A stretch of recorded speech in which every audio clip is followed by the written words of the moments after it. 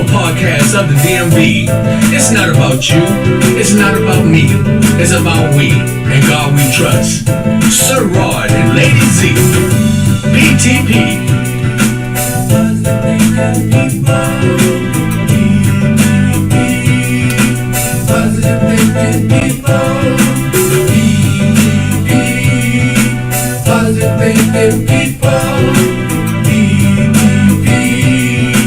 Positive thinking people. Every Monday night. Every Monday. Every Wednesday night. Every Wednesday. Every Friday night. Friday. Every Monday night. That's right. Monday. Yeah. Wednesday night. Every Wednesday. Y'all hold on, we're ready to come to you. Friday night. Every Monday night. Y'all know I gotta let y'all hit up music. Every Wednesday night. Wednesday. Positive thinking people. Positive thinking people. Positive thinking people. Good evening, good evening, good evening. Welcome. Y'all already know. Y'all can see it in my hand. I'm over here doing the magic trick. But guess what? It is date night.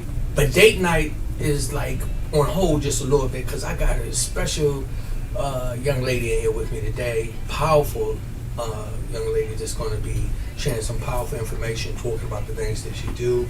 And let me go ahead and get to the part so I can start to get back into this program, because I put this up here and I'm going to put her flyer up there so people know who she is. And let's see, and we're going to make this happen. But I just want to send peace and blessings to everybody out there. And you know how we do. We don't hide nothing in the studio. We make it happen. And so, here we go. Yes, I'm excited. I haven't got to the level like Oprah Winfrey and all those shows yet. I'm telling you, but I'm on my way. I'm telling y'all that. I'm on my way. So, first of all, before I introduce my guest, I want to definitely send out peace and blessings to everybody. God is good, and it's not me doing this. I do this because this is a journey that I've been placed on, and that's one of the reasons why I have this young lady in here with me today. As well, she's on her journey, and it's all about helping people and opening doors for individuals and getting us. So what I want to do before that, I want to do Zena. No, hold on, because what I want to know is. We had Katrina had a loved one that passed on. Can we do just a little shout out to her, please? And oh, you ain't got your glasses on? Yeah, let me tell y'all something. Y'all already know we keep it real up in here. I ain't even tripping. Zena's going to read a little message that was sent in from Katrina, Prophet Katrina. She lost a loved one, someone who was very, very dear to her. And so we just wanted to send out condolences out to her and let her know that we keeping her in prayer and we love her. Shout out to Queen Rachel. I already know you watching, Queen Rachel. To all the people that's been supporting the program. You ready for me, babe? I am ready. Okay, talk to me. Let me hear what you got. She said she was ready, then she just gave me that one finger. That means hold up. Bear with me. It went away. It went away, but yeah. Nevertheless, also we want to send birthday greetings out to everyone, and just everybody's happy birthday. I was looking on Facebook today, and everybody was having a birthday. So happy birthday to all the people just having a birthday today. I didn't write down all your names, but I sent peace and blessings to you. So, do you got that for me? No, but we're just gonna keep we gonna keep it moving in prayer. Yes, we're just gonna keep her in prayer. She lost. It was a good friend of hers, correct? A friend of hers that she called mother. Okay.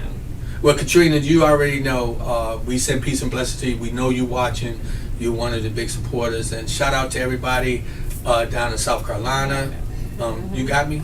Yes, she said February the 14th, 23, she received a phone call from her friend, Miss Alberta. Received a call. Her friend, Miss Alberta, called her mother, passed away. She called. She said, I called her mother.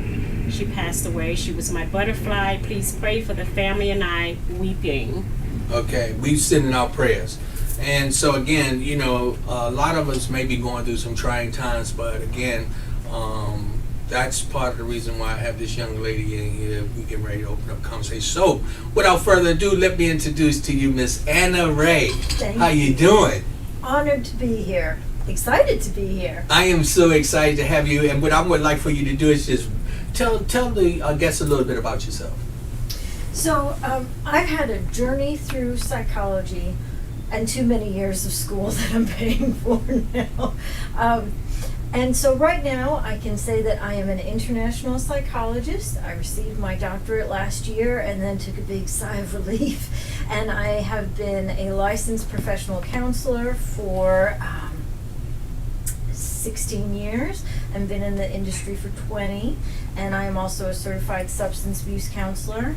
And through the years of always still learning, I have worked in community mental health, in drug court, in the Army, in military headquarters behavioral health, and I also co-own Bridge to Wellness Centers, a private practice located here in the same building as People to People, which we're so happy to be able to say. And so it's an honor to be here, and recently I've also been lucky enough to start volunteering with the American Psychological Association and the International Committee for Women that they have. So because of all of that, I also have to share that I'm not here representing the views of any government or any committee, but I'm here to just be honored to share my thoughts. And that's an honor for us that we find pleasing. And we appreciate you taking the time out in your evening to come and we can just talk about some of the things because of your background. You know, we got so many people dealing with so many issues with this mental health thing, you know, but you having the skills dealing, because you also have a certificate in substance abuse. Yes, certified substance abuse counselor. So isn't that all that ties into the mental health, doesn't it? Absolutely. I think it's next to impossible to separate one from the other. And my mentors that I was so happy to circle around with recently said they've only met about two therapists in the whole country who just totally think it's devoid of a crossover with mental health. Absolutely. Yeah. And I think that right now in our areas, and when I say our areas, I'm talking about homes and schools and the playgrounds and here in this country, but all over the world. But we're talking about America right now. We are in we're in a very serious situation when it comes to the mental health.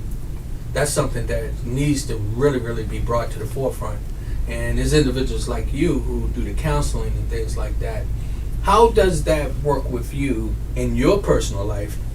Because you deal with the same problems that us who having the problems having. How does that work for you? I have to set boundaries, really, really tough boundaries. And I do my Marine Corps work during the day. If I'm doing volunteering or international presentations or teaching, it's before the Marine Corps even starts, and I set myself a little alarm that says, nope, it's time to say thank you and then move on. And then I see clients 2 evenings per week. And the rest of the time I rest. I have to rest. And my brain could go a million miles an hour, but I have to have that rest time. And if I don't, I have the exact same symptoms of stress, the exact same symptoms of fatigue, the exact same symptoms of hurts from my childhood would come back. And so boundaries and blocking off that space for me is how I do that. So you said rest. That's very important. Incredibly. A lot of us don't understand that how important that is. Almost like drinking water. You know, you need water. Yes. And you need the rest. And we need the rest. And before this evening started, you and I were talking about how, in one sense, we have this belief that we all keep our children with us, our inner child with us. I believe that. And I think that as we look at children and babies when they come home from the hospital or wherever they're born, and young little kids, we know they need sleep. But somewhere along the way as adults, we forget that. But do we not still have that inner child that needs nurturing? So just as much as we will put our toddler down to sleep and say, okay, it's about bedtime, we deserve to give ourselves that gift too, because are we not still children, all of us, to some degree? How about that? And you know something, that's where I think a lot of us fall short. that we have the tendency to forget. We may have matured in life with the wisdom and take on the responsibility of paying bills and everything, but that doesn't stop you from having to be hungry and needing that rest to be able to I wouldn't look to rejuvenate yourself for the next morning or the next day to go into what we are. A lot of times I don't like to talk about other people's problems, so I put mine out there and I'll say, this is my issue, and so I have a problem resting, and and it's very stressful, But so if you counseling a person and you talking to them, and I'm talking with under all circumstances, would that be one of the things that you would target immediately? I try to, and I will be very clear that I'm not a sleep specialist. There are some psychologists who are sleep specialists. I can talk to people about it, and there are certain protocols I know from research that we can talk about, and we can talk about, was it hard to maintain those? Was it hard to maintain that bedtime? If you were laying down and some difficult memories were washing over you, I can help you with some of those, and I can approach it that way in conjunction with some other goals. But for the sake of ethics, I will say you can look up online sleep psychologists, and you can find people who just do that full time, who have sleep labs and such. So in your area, what is one of your favorite arenas to be in? So I've found that one of the areas where I just seemed to find it was a little bit more natural was working with teenage girls, and then with ladies, adults. And then the older I got, the more I thought, well, what do I want to do with this? How do I want to expand it? Because I found that some of the concerns that ladies had and teenage girls had were the same no matter where they lived or what country they were in, and some were different based upon which region they were in. And it was part of my childhood and some of the things that my parents went through that they tried to help resolve, but still, generational effects of things. And Bono from U2 said it so well. He was more concise and succinct. He said it so much better than me, but he said, where you live shouldn't dictate if you live. And I thought, how amazing is that? And that summed up a lot of what my parents, who lived through World War II and starvation, and worked with people who had survived the Holocaust and then tried to help rebuild buildings in China, and all these types of things were teaching us when we were coming up. And at one point in my life, I didn't have enough food, and my student funding fell through, and I was on the breadline. And so I thought, there's some things that are the same no matter where we are, but there are some things that are regional, but they shouldn't necessarily have to be. So even though I would work with teenage girls in drug court, in schools, females in the military, or a lot of males I worked with in the military, but I would invite them to bring their spouses in. And I've always thought, there's some of these issues that are the same. And there are some major needs for love and connection that I think are the same for all humans, no matter what gender we identify as. But with ladies, I think because in lots of places they are now getting more power, but didn't historically always have that, there's an extra story for healing there. And when it comes to substance misuse, as you brought that part of my background up, I think there's an extra element for ladies there too, because of the certain types of abuses they experienced. And so healing from that is important. And there's something that just gravitates for me about female mental health. And so in the most recent years, I thought, okay, let me take that one step further, healing from trauma and substance misuse. And I became interested in reproductive mental health with females and pelvic disorders and recovering from those. And if people had had giving birth trauma, if they had had pelvic organ prolapse and mental health responses to that, if they had been married at a very young age, like a child bride, if they had had a very large baby and there was pelvic trauma, how could I help with the mental health response to that? And so I've been incorporating more of that into my work in more recent years. It's amazing though. I mean, I'm talking, when we talk about mental health, how broad that is. Yeah. I mean, that's something that we're talking about that can cover all areas. And when you was just sitting here, you was saying about, a young lady giving birth. Man, can you imagine, what kind of mental stress it could be on her to try to first do things at a young age that a mature woman would do, and how it would affect her later on. You know, something that and I don't know if this is a part of mental health or not, but you know, what is it when after a woman have a baby, they go to that postpartum, right? Some gynecologists have heard the pelvic floor physical therapist talk about the fourth trimester. And so it's about 8 or 9 months after, I'm told, after a lady gives birth. That can happen, and she really. Yeah. But that's all a mental situation that she has to adjust in. Absolutely, a huge adjustment. And I always had a lot of physical pain. It was just how I was born, and I really, really, as a teenager, thought the doctors are not getting it right. But at least I can see a doctor. And sometimes they're saying I can't do anything for you, but at least I can see a doctor. How lucky am I? What about the people who can't see doctors? Yeah. And that's not right. And so how can I help with that? Yeah. And so that's what prompted me after a lot of years at the master's level, clinician level, to go get the PhD in the international level so I could work at the macro level and the micro level. And I thought, how are ladies in refugee camps managing their menstrual health and having babies? And so the mental health effects are huge, but thankfully research is beginning to document this. I've been lucky enough to do some research overseas and some in the United States.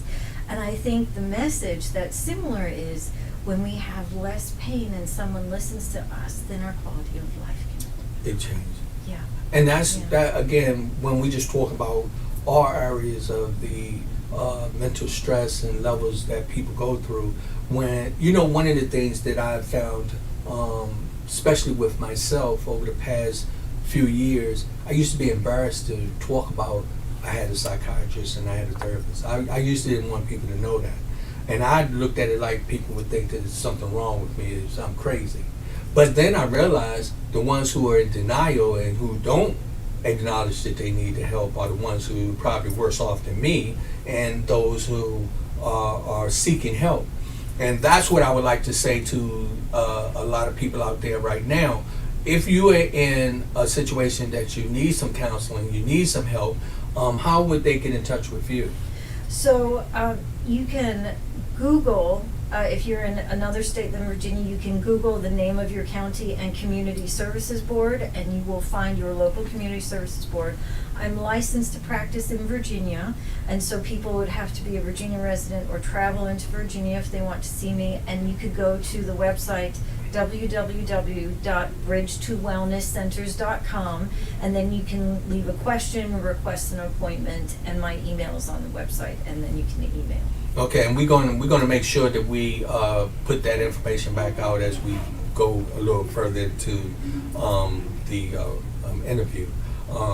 One of the things that, again, that's really been troubling me, and that is that the mental health issue in this country has gotten to a point that I think is out of control. And we have a lot of people who feel like they don't have anyone to turn to. And so, again, when a person comes to you and they're telling you that they're borderline, at their wits, they want to give up, is that something that really is a red flag for you to take on them and to really help them? Yeah, and when someone says, I'm getting ready to give up, what I think is, how can I get you support? Because mostly human beings are social creatures. We don't live in a tiny bubble on our own. We telework, or we walk to work, or we go to work, or we care for a family member, or we see a neighbor. Very few people are truly nomadic. So I'll go through, the tool I use is called the VA Safety Plan. Mm-hmm. And it's out there on the web. You could Google it, and it will prompt us to write down who is someone you can call, who are the national hotlines, what are things you can do to interrupt your thoughts? How do you know when it's time to interrupt your thoughts? Where is a safe location that you can go to that might be calming or soothing for you? And then the therapist number will be on there as well. So I think that the VA Safety Plan is what it's called, and that's a pretty good tool, and people can just Google that.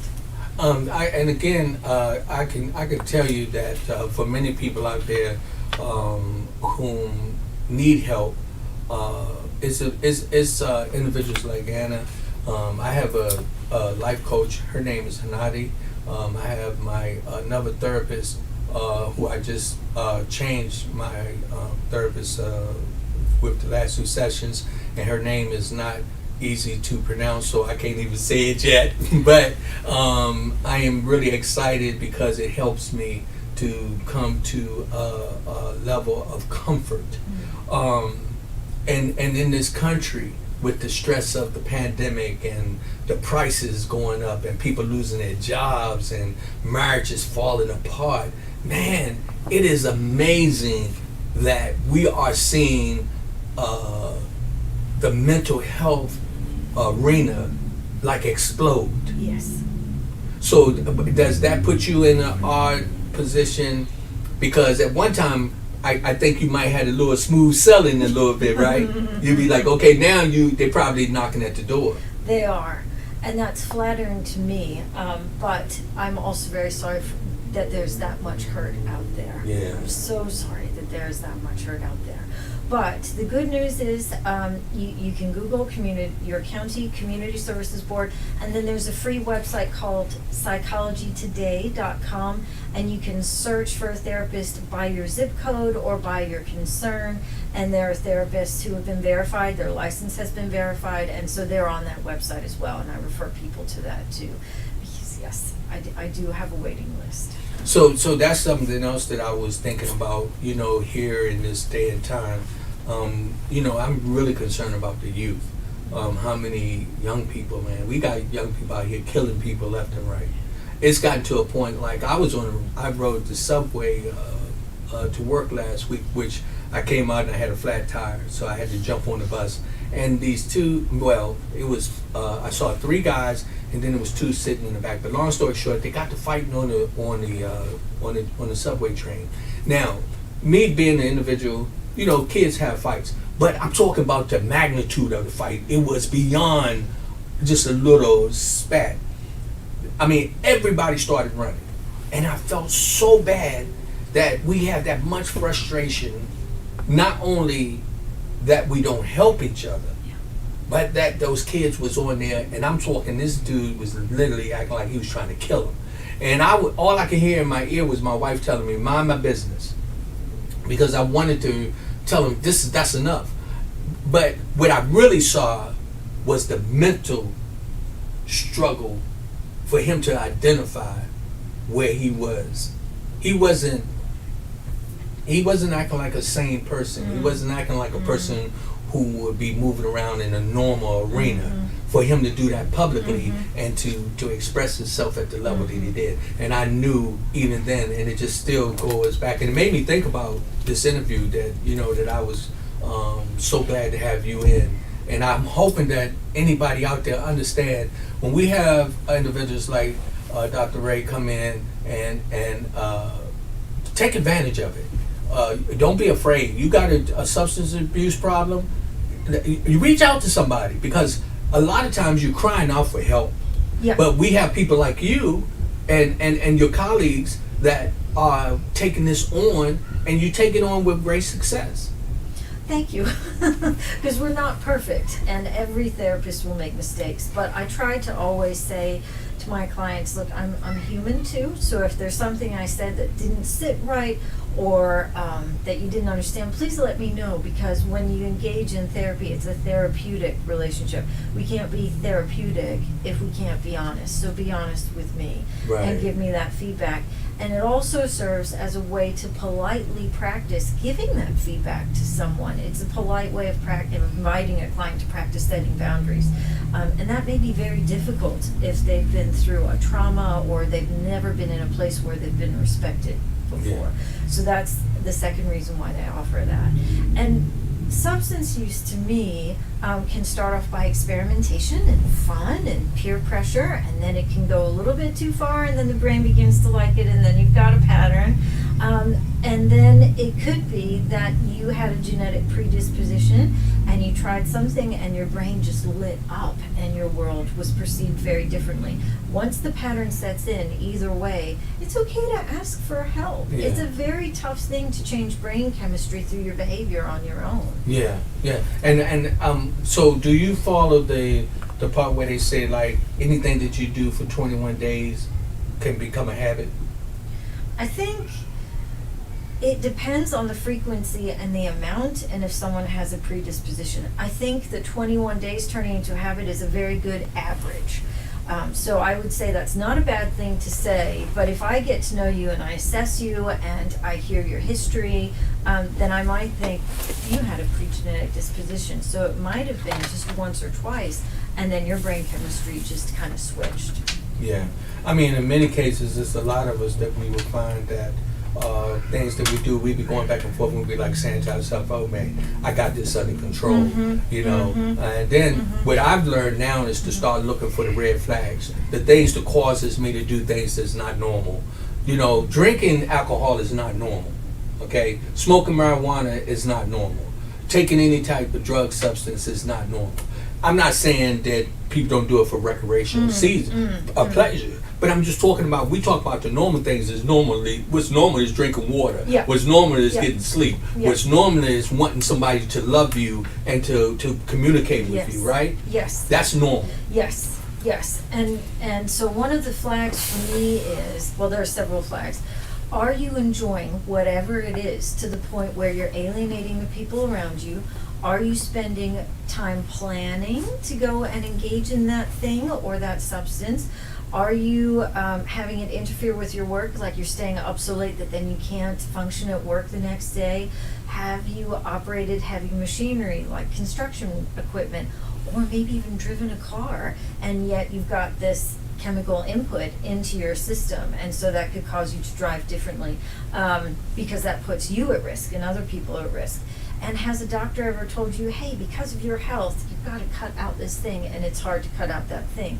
And I found that when someone gets distracted from their true self because of pain, or peer pressure went too far, or they've had an affair, or they're spending too much time on the computer, or they get distracted from their true self, that they forget some of these things. And I wrote these down because I knew, oh, I'm on a podcast, I might forget one of them. Survival, because these things can threaten our lives.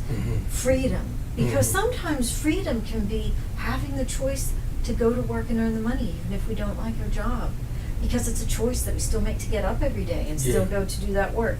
Fun, healthy fun that doesn't land you in a difficult situation or in a police cell or something like that.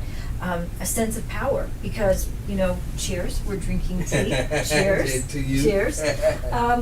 And a sense of power. This was our choice. We're drinking tea. Right. And that was our choice to say thank you to the offer of tea. And then I think the most powerful one is love and belonging. And this is where the extra layer of ladies and substance use recovery comes in, because ladies historically have had less power, even though that's changing now. And love and power can be offered in response for a substance once something gets hooked, or I will offer you this and come on honey, we're gonna go and we're gonna have a good time, and it will get twinned, the substance will get twinned with love and belonging.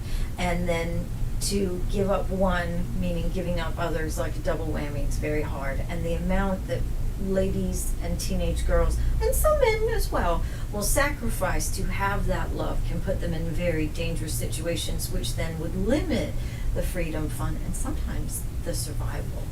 That's crazy that we are at a point like where the mental health is such a necessity for us to address. We have a tendency to overlook it, and a lot of us are not really understanding that it's not ever too late. No matter how bad it gets, it's never too late. If you still have a breath of air in your lungs, you have the opportunity to fix it. Yes. And so it could be somebody out there who's dealing with suicidal thoughts, who's dealing with drug abuse, who's having a bad relationship in your marriage, who's, you know, you just having a bad relationship with life itself. You got to realize something. There's individuals like Ms. Anna who is available to be able to assist you. And believe me, because I do it, and I don't like to really try to tell people to do things to fix their life if I haven't tried it. Seeking help is always the first step. And well, I should take that back. The first step is acknowledging you need the help. The second will be then to reach out for it. And we have individuals like you who are available for us under all circumstances.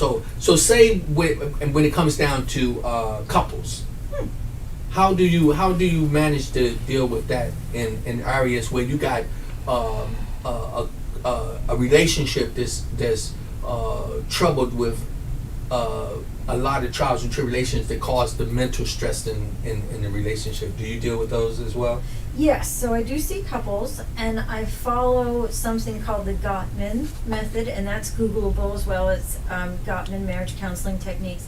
And the basic idea behind Gottman is that someone will be able to process and use their words while the other person listens, and partner one will say, as a spouse or as a daughter or as a son or as an employee, because the role is important, in this situation I feel, and this is what it means to me. And then the other person can say that back for hearing and understanding. And then we take the same situation for partner two, this is what it means. So it twins the role, because the role we play shifts the lens of how we see something. Right. And then if we're adding in substance, because you are spending this much time drinking, I love you, I miss you, I missed our date night. Right. And what that means to me is I'm wanting you. Right. And having someone hear that. I'm not saying that that's going to heal substance abuse necessarily or misuse, but it can help engender a safe way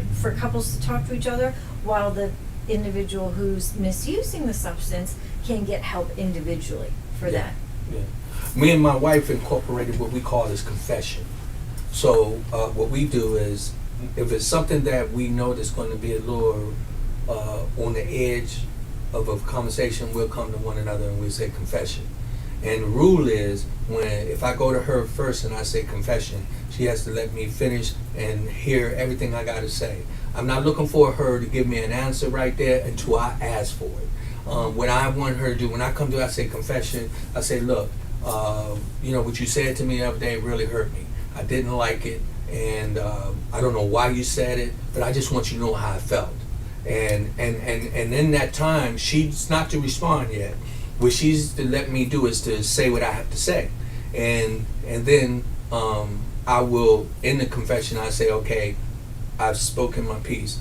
Okay, do you have something you want to say to me? And she, in return, would say to me, confession. Well, the reason why I said such and such to you was because of this. And now at that time, I can't interrupt her. I have to let her finish getting her piece out for her to be able to address why she responded to me.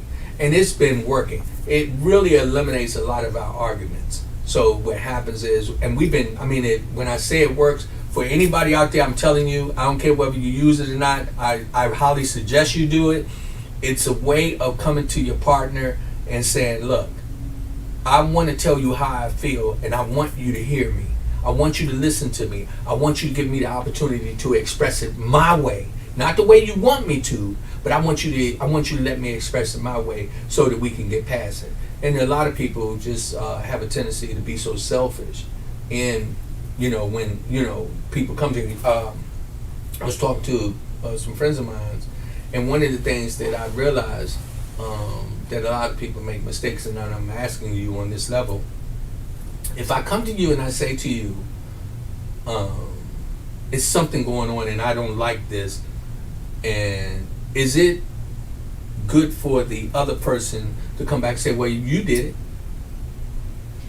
It indicates to me that the person who comes back with that comment, well, you did it, they're self-protecting. They're self-protecting because it's uncomfortable. And sometimes the world is fast-paced. We don't have time to speak, listen, right. Listen. So when you speak and how you speak, and that soft startup to invite someone to listen is important. And it's, I think, a kind of natural human response, but it's not necessarily the most helpful in the situation. Well, you did it. Right. It's a defense mechanism. Right. Yeah. Most takes. So that's what I've been practicing as well. I really want to. I know I can't be. It's not a perfect person on earth, but I try to strive for perfection. And when I say strive for it, I mean it just to have a peace of mind, you know, so that you can be able to just roll over, you know, and just have that moment and say, you know, it's okay. Everything's okay. No matter what. They can cut the lights off. Okay, it's okay. The water bill is due. It's okay. You know, without really going to the stressful level of really panicking and not being happy. But what's your opinion on, I mean, do you think that it's ever in your life that you reach a certain level in age that mental stress plays mental health plays a factor? Does it matter whether you're 5, 15, 20? I think it plays a factor from birth, from the day a child is born. Mm-hmm. And I'm so grateful for research because they teach the psychologists a lot. And humans move faster and develop faster, and then the researchers have to catch up, and then they teach us. And so we're kind of 3 steps behind. But what we know so far is that it's part of life every day, and it's so important. So important. And as a baby, this is why they talk about that skin-to-skin contact being so important in psychology. And that psychological element of calming and peace.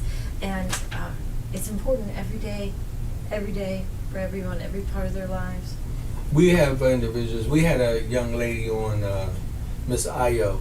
She's a breathologist, and she was talking to us about mental health as well. And she was telling us about the importance of breathing. Breathing is so important. And she was telling me, because I had talked to you a little bit about my personal life with my mom, and she was saying when you're holding your mother, get in the breathing rhythm with her, you know. And what she was explaining to me was, here, some of the stress that I was feeling, this would help me to be able to manage it a little better because I was in a stressful situation. And that's what it's all about as we move forward. And that's what your job is. That's not an easy job, though. And it's always evolving and changing. But that's the other thing that I had on my sheet was some coping skills, because we had talked about that as well. And the deep breathing is so powerful.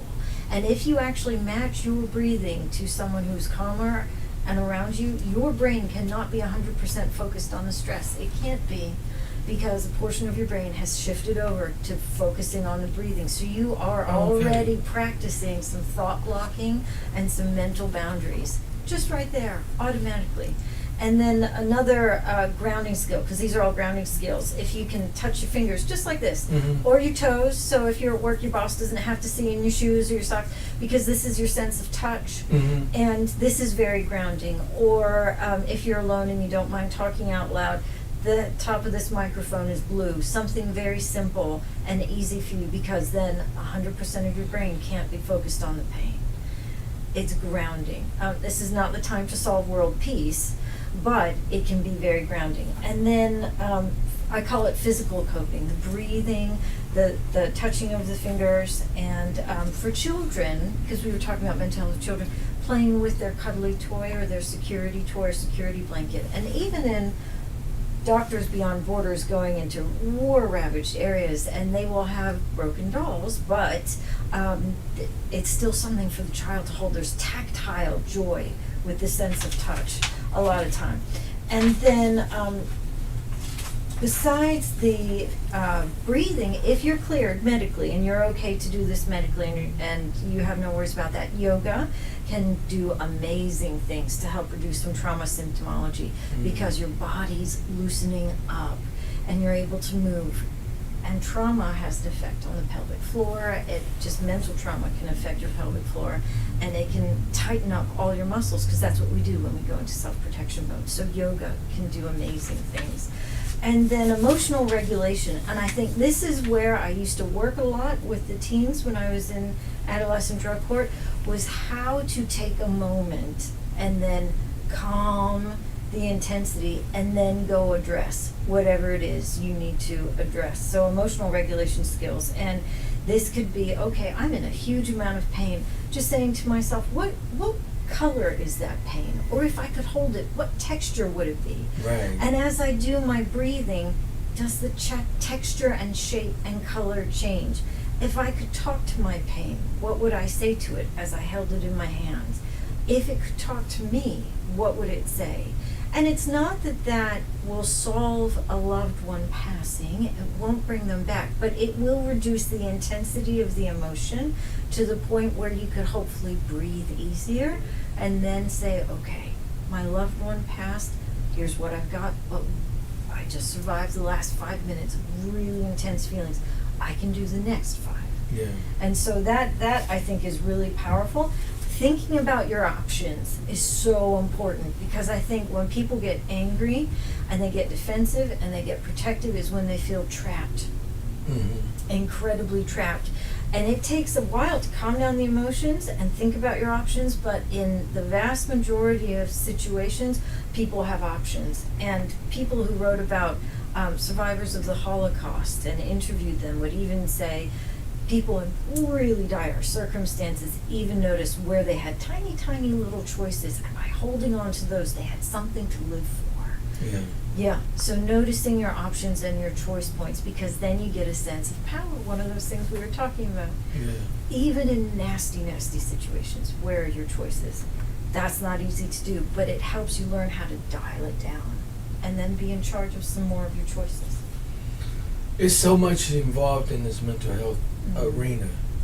One of the things that really intrigues me, and that is that it's not so much that it's a level, because you can have levels of stress, you can have level of discomfort and so forth and so on, but the acknowledgement that it exists it's real. Yes. And so we got this whole pandemic thing that come up, and that was one of the things that a lot of people weren't prepared for, where they was locked in the house with their loved ones, supposedly their loved ones, and for a minute from the stress they started to want to kill each other. We had people was looking at each other saying, you know what, I do not like you. And the stress itself, and we go to work like that, we go to the grocery store like that. You know, I've been in the grocery store and seen, matter of fact, it just happened at the CVS, and I saw this girl who, she locked the keys in the car. She was so stressed out, right? But she started cussing everybody out. And the bad part was is that at first I was trying to help her, and it started to escalate. So she's cussing at the manager and this and that, but we talking about, these are levels of mental stress that us as individuals, we have to acknowledge.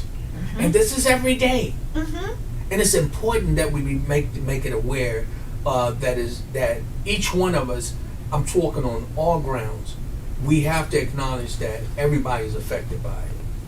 If I was saying to some young people out there, or some parents who's having problems with your kids, pay attention to them if they're becoming very quiet. I'm not a therapist. I'm just talking about some of the things that I experience with me. I start to close up. I start to don't want to be around anybody. I start to feel like the world is against me. I start to say, you know what, I'm not worthy. I get these areas, and then I realize, this mental health thing is serious. I reach out. As we were talking earlier, I told you, I wasn't having a very good day today, this morning. I don't know why. Maybe it's because it was raining. I didn't sleep well. We talked about the sleep. I went down and my wife was in the kitchen. I just walked down and asked her to hug me. I needed it. I needed it so bad. And some things happened that I'm a true believer in our God. I believe that God always places a ram in the bush, as they say. And I lean on that. And I put myself in a position where, with my mental issues, I say, okay, I can fix this with help, with reaching out, and not feel like it's something wrong. And that's what a lot of people out there got to remember too. Don't put yourself in a position where you're afraid to reach out to psychologists and certified individuals like Ms. Ray, who you are trained to do these things. And it's important for us to take advantage of that and to have this opportunity. Here at People to People, this is part of what we do. Our goal is to, the slogan I know sometimes people get tired of me saying this, people to people, power to power, positive thinking people. Well, let me tell you, in that slogan, the people to people is, you a people, I'm a people. I have a problem, you know how to solve it. or you know how to help me. You know what I mean? And we go into that. The power that you got from the education of having the certificates and the doctors to, you know, to acknowledge, say, I'm certified to talk to you about these things. That's the power. And the power for me to come and say, yo, I need you. You know, and then where we go with the positive thing, people, when you say, you know what, Rodney, you're really not a bad person. You're really not messed up. You got some issues, and we can work through this. And what that does, we become positive thinking people, because you walk away saying, you know, I helped him and he's doing better, or vice versa, you know, however it may be. But the mental health thing is something that we need to really take serious and not put it aside. And so again, I said thank you before, and I'm telling you again, thank you so much for what you do to put yourself in a position to help people, because we need it. Thank you.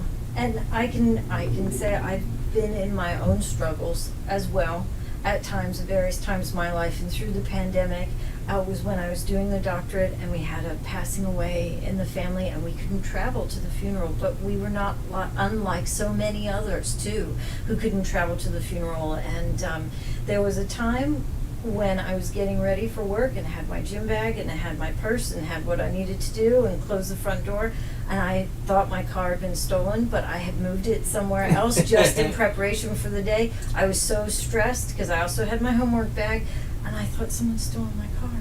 How can I go to work? Because I don't live close to the metro. How am I going to get to work? And yet I had moved it. It was so early in the morning, it was dark, I couldn't see where I had moved it. And it took, and power to power and people to people. My husband heard me going, oh, someone stole my car, and came in to help me. And now we joke about that. Yeah. But that was a tough time in my life. And he said, check your stress. You need to check your stress. Right. And now, you know, it's a friendly joke among us, but my stress level was huge. And when I had food vulnerability and I didn't have enough food to eat, stress level was huge. And I was grieving some personal losses, some relationship losses, some family losses at the time. And my social support system had really changed. That's another trigger. It's okay to reach out for help. It's okay. How do you feel about journaling and things of that nature? I think that some people love it and some people absolutely hate it. Young people seem to be happier journaling through typing, and if it gets the thoughts flowing, fantastic. I like to give journal prompts if someone likes to journal about finding meaning. And so I will sometimes give people the prompt of I call it the 3 whys. And so name a situation, whatever painful situation it is, and your feelings. Well, why are those feelings true? Not why in a judgmental way, but let's explore that. Why? Okay, so that's your first why. Well, then why is that true? That's your second why. Why is that true? That's your third why. When you get to the third why, you've probably gotten down to a core part of your being that is so essential to you for living, and that's what you were trying to protect. So let's journal about that. I tell you. We still have a few minutes left, and I didn't take this opportunity to put out the telephone number, but if it's someone out there would like to call in and ask Anna some questions, you can call at 703-752-6120, 703-752-6120. Please feel free to call in and ask Dr. Ray some questions about mental health.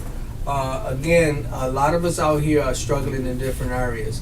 Also, I would highly recommend that you share this program. Let people know that it's people like Dr. Ray that's available.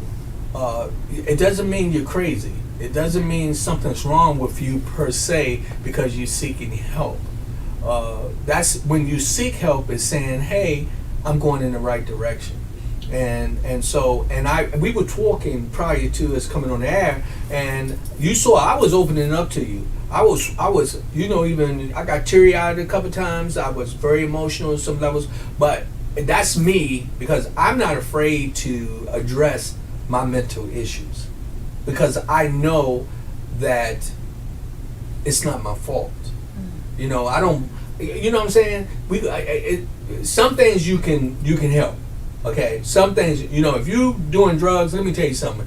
If you're doing drugs, let me tell you something. You are damaging your own body, especially if ain't nobody putting it in you and nobody is telling you that you have to do it. But a lot of us, we seek the wrong type of help. Substance abuse is not the way to go. It's not the way to go. When you seek an individual like a counselor who can tell you by their training that they can help you, don't be ashamed to reach out to them. I say, God, I'm gonna share this. I didn't like going to the doctors. Still don't. But in my now I'm becoming a senior citizen. Gotta do what I gotta do. So my doctors were telling me, we have this medicine for you, and I said, I don't want to take that medicine. They said, well, you want to have the pain? We got something to make the pain go away. Well, I don't want that because I don't want to get addicted to this and that. So anyway, I was like that for many years, and then one doctor happened to be a woman. Sometimes the females know how to get across. She said, Mr. Grimes, why don't you tell me why you don't want to take the medicine? I said, well, I don't want to become addicted. She said, well, you don't have to. She said, all you got to do is just you follow the instructions and do, what we as doctors suggest. And then she said something to me that was very profound. She said, you said you're a very spiritual man. I said, yes, ma'am. She said, well, guess what? God made doctors too. See, so what she was saying to me was, you're looking for all the reason not to use the medicine, not to go to the doctor, but guess what? God made the doctors, and the doctors who create the medicines, and this is all a process when you really look at it. Now the abuse of it is you can abuse anything from eating, sex, drugs, just anything that's you just overdo, you become abusive with it. Yep. And it can become a mental situation that is going to mess with your mental health. Now I didn't go to college to learn that. I just that's just from some of that. So I'm curious. Are you have a book or something that you? I published my dissertation, and so that was on the mental health effects of pelvic organ prolapse treatment because of mentally what do we do when we get less pelvic pain. So that is published, and then I have a couple articles that were in AP, the American Psychological Association newsletters, and one more is coming out, and those are on the World Wide Web. If you search Dr. Anna Ray and American Psychological Association, those are up there. But more than writing, I do enjoy podcasts and teaching and talking and just opening up some of these topics. People don't really talk about mental health in the pelvic floor that much, and men have a pelvic floor too. I mean, that's important. And I didn't know that. Men have pelvic floors, and what if there was a man who was riding his bike or motorbike, and then they break the coccyx bone, and that affects the physical intimacy? Well, there you've got marriage counseling right there. Sometimes, some people cope with it really well, and so it's there. I love advocating and coping skills. And we can't take away the trauma situation or the loss. But what we can do is say, this happened, but how can I pick myself back up? And sometimes it is people to people. And that power, it's a beautiful thing of helping each other. Yeah. Yeah. Well, y'all heard Dr. Ray say this, though. She said something about podcasting. I'm letting you know, you're welcome to come here. I mean, really, I would love to be able to assist you in getting your information out. Being able to have people that they can call in and get help. That's our whole purpose. We got a question. Oh, okay. It's looking at time, 5 minutes. That's Lady Z over there in the corner. You know how she do. She be sending her little messages, and she's doing a fantastic job. Kudos to her. But again, I just want to let you know that it was just such a pleasure to have you to come in and sit down and talk with me. Just I'm a type of person, like, this is so crazy. So knowing your background, and I was talking to you earlier, and you was kind of giving me some kudos, saying, oh, you're not a bad person. You was telling me some things. I was like, okay, cool, and it was inspiring, and it always helps. It always helps. It always helps. Lady Z, you got something for me? Yes, a couple of questions.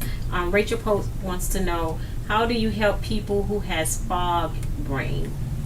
So fog brain has been associated with COVID, And it can also happen at certain points in substance misuse recovery. It can also happen post-pregnancy. It can happen from a variety of reasons. So one of the things I do is take a behavior history and then figure out when did it start, what was going on at the time, and then can we de-stress you? Because fog brain can also happen when someone gets very, very stressed. It might not be because of a physical injury, but very, very stressed. So can we give you some coping skills and de-stress you?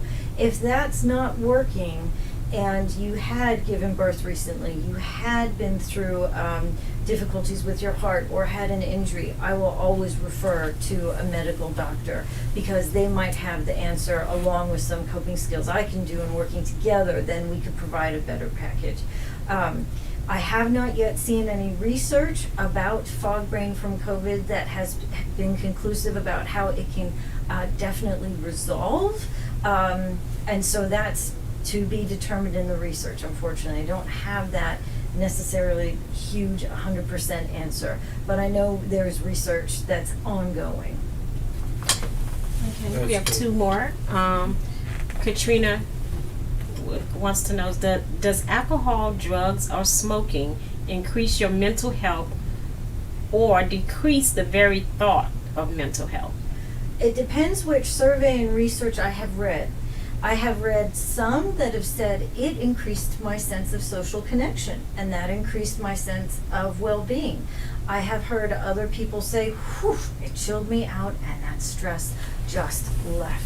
So one of my follow-up questions when I have clients tell me that, or clients who got referred by someone and they're kind of twisting their arm to come and talk to me, is how much do you need to get that relaxing effect? Can you relax without it? Where's that sense of personal power? Will you need it long term? Will you need it temporarily? And so if someone's experimenting a little bit, that's not misuse by the diagnostic criteria. But if it turns long term and then it goes back to those 5 things, lack of fun, power, I'm saying that, yeah, that could be where it's not mentally healthy, and that's the red line, because if you can't cope and you have to rely on the substance to cope, then you've lost some fun, you've lost some power. Yeah, I can honestly say, I know you got another question for me, Z, but I wanted to say this. That's one of the reasons why I didn't ever want to interact with drugs, because whenever I tried anything, it always took me to a dark place. Yeah. So, and sometimes, you can find yourself, you're thinking that you're going to medicate yourself or whatever, and it can actually put you in a very, very deep depression situation that's hard to rebound from. It's very hard, and it depends on the substance, absolutely. Yeah. If it's a stimulant or a depressant, and if people mix them together, then it can do just kind of like a clash of brain chemistry in your brain. And then depending on the individual person, there could be a whole range of responses. So there is not a lot of research that says it's positive. The vast majority is negative. There is some research that's talking about ketamine and using that in a university lab to help people get off of smoking and other drugs, but it's in a very controlled environment, and it's still in its nascent stage of research. And so I haven't actually done that professionally, but if someone wanted to look that up, you can find that research on Google. And the last question from Katrina is, are we born with mental health issues? If this is true, why have the medical practice mountains ignored it for so long? I think that there is some research that says when we have trauma, it can increase risk for a baby, and that's mental health risk for a baby, and then a baby is born with a certain set of predispositions for stress. So since research has kind of been more consistent on that, why has the physical medical community ignored it for so long? I think because historically there was stigma, and then also because it's something that is harder to see. If I scratched my arm and I was bleeding, I could see that. but I couldn't necessarily see the feelings unless I was good at reading body language. And it also was not part of the medical training. And I haven't been a medical student, but this is what I'm being told, and from medical providers. And so when I think about history, stigma, and money, because if the doctors can't see as many people and they take more time to also talk about your mental health, they can see less people, and insurances will only pay for certain things, and you go to a hospital and a doctor has so many people they have to see in a day, it's harder for them to take the time. So all of these things combined means that historically it hasn't been addressed. But this is one of the things that we wanted to address in our practice, which was that there is mental health, social health, psychological health, spiritual health, physical health, all of these things combined for a human being. And so while I'm not an OBGYN, I can't fix that part of you, I could address the mental part, I can refer you to an OBGYN, and then we can work together because it's all important. You got another one for me, Lady Z?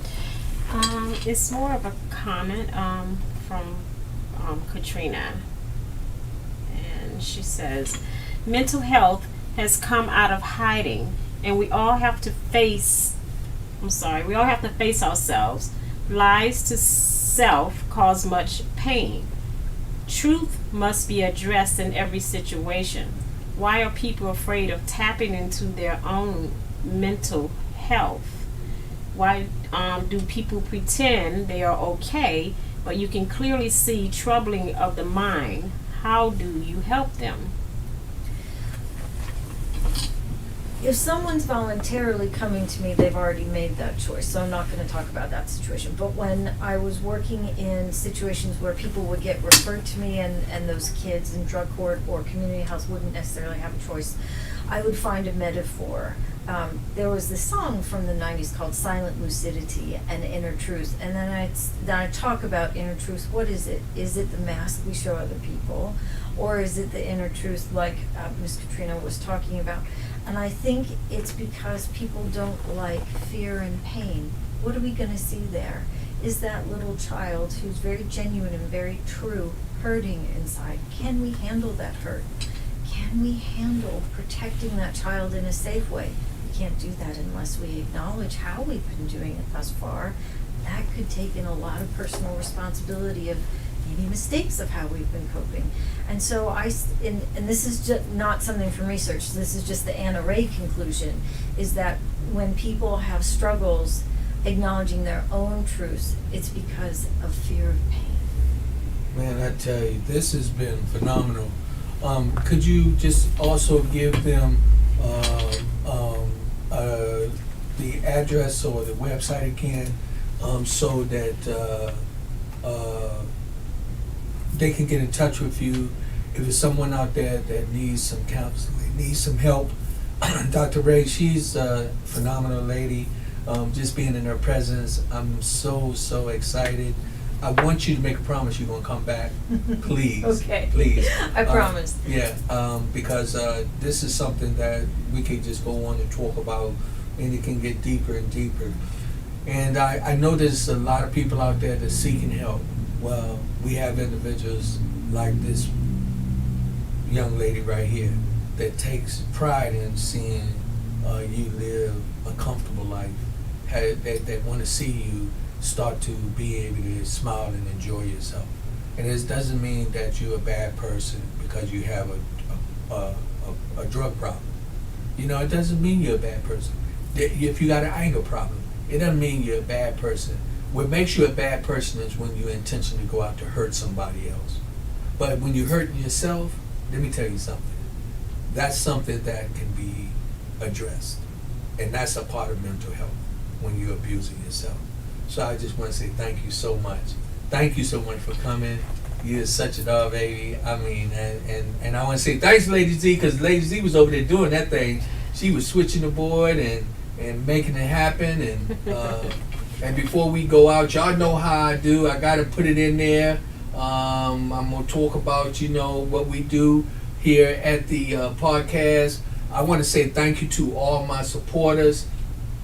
It is so good when you are helping me to be able to bring information to those out there.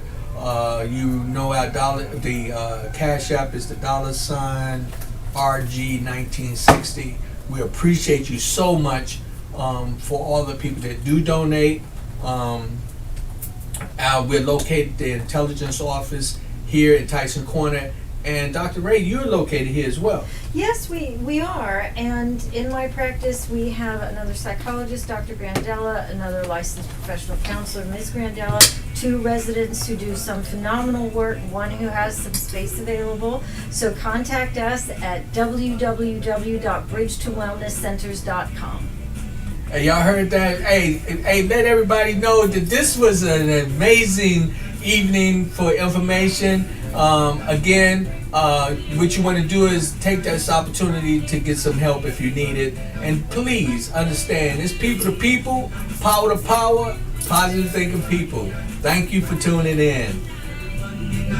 Monday, Wednesday night, Wednesday. Positive thinking people. Positive thinking people. Positive thinking people. You can do that tap one more time. Positive thinking people. Every Monday night. Every Monday. Every Wednesday night. Every Wednesday. Every Friday night. Friday. Every Monday night. Monday. Every Wednesday night. Every Wednesday. Every Friday night. Friday night. Every Monday night. Monday. Every Wednesday night. Wednesday.